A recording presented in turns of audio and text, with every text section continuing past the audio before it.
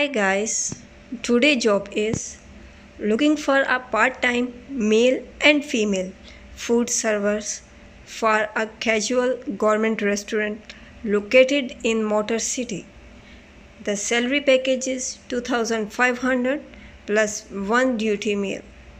Duration 1 month, can be ongoing.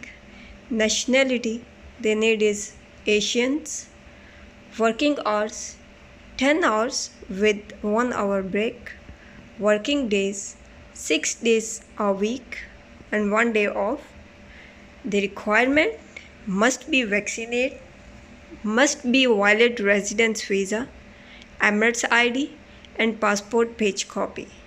Must be presentable and good looking, know how to converse well in English, must have experience in F&B and as a waitress and waiter and can work a busy day and fast paced environment.